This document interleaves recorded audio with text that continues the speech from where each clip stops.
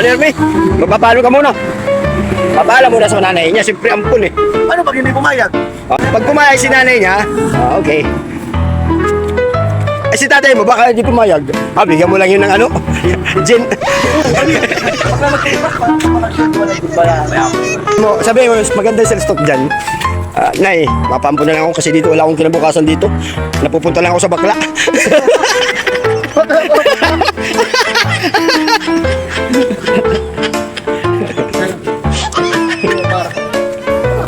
Ako 50 mil sa unong kabulan. Utang lang ikaw. Pwede naman pa. Ito naman ang kontrata. Sa anim ka buwan, sa kanya na yung cellphone, Oo, anim sa kanila. ka buwan. Wala man siyang kain.